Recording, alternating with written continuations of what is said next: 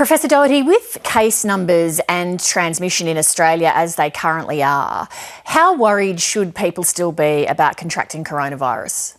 Well, Lee, the case numbers are very low for COVID, but the virus is still out there.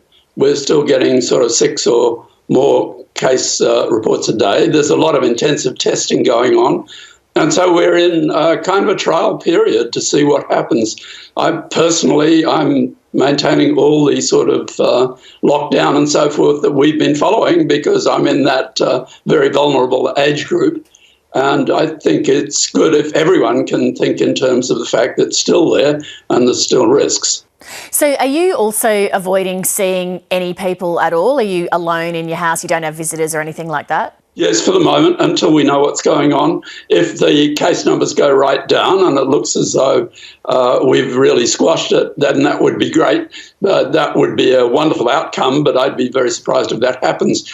On the other hand, people in Queensland and South Australia and Western Australia and the Territory look to be in pretty good shape at the moment. It's basically Victoria and New South Wales, particularly Melbourne and Sydney, I think, that still have to be very alert. But we all should be careful, really, because it is a nasty virus.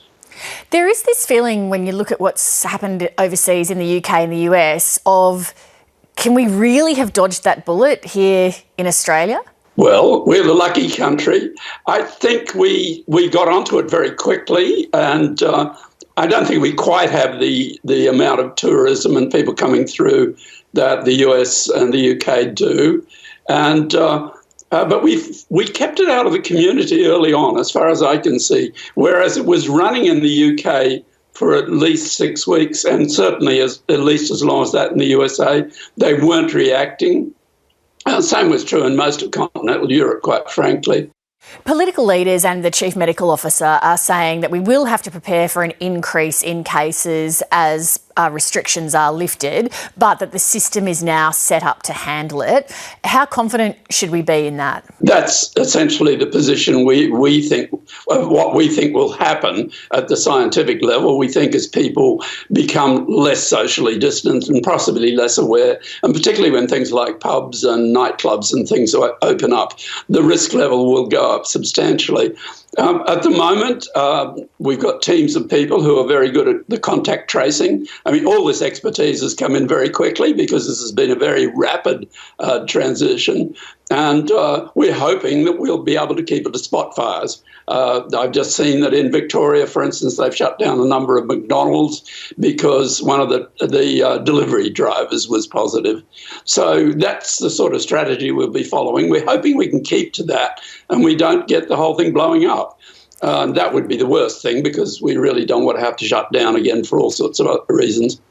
The British Prime Minister Boris Johnson said overnight that a vaccine may not be forthcoming. How do you rate the chances?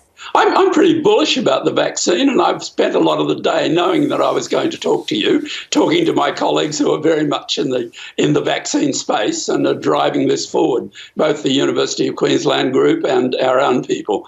And people are pretty strong on it. We think that unless something goes wrong, and that's possible, it's possible. There's always been a safety concern with this virus, but we haven't seen anything yet in experiments with the lab animals or with monkeys. And so, and it's also out there in a number of people at the moment who are in situations where they're being challenged with the virus. So in the absence of any safety signals that look bad, I think we'll have a pretty clear idea of what the viruses that are currently being tested are doing by, say, September, October. Part of the problem, of course, is going to be in getting enough product. I mean, you've got enormous numbers of people and we want to vaccinate everyone in the world. And even if you think of the number of syringes we'd use, it gets enormous.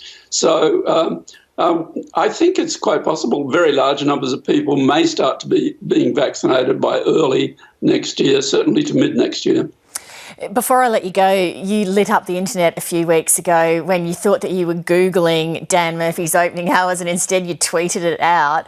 Were you surprised by the delighted reaction that you got? I was on Outlook in the email and I thought I was putting it into Google and I put it into Twitter instead. So I think my wife told me you've just made a total fool of yourself, as wives do, and basically I tried to counter that very quickly, and it became a fairly amused exchange, I think, and as a consequence of that, I don't know whether this is a good thing or bad, but I have 16,000 more Twitter followers. Well, what is your tipple of choice? Basically, we're tending to have a scotch at night, and that's about it. All right, well, I'll shout you a scotch when this is all over. Thanks very much, Professor. Wonderful. Thanks, Lee. Bye. Hi, I'm Lee Sales. Thanks for watching this story. If you'd like to watch more of 7:30's stories, they are on the left of your screen. And tap on the button below to subscribe and get the latest from ABC News.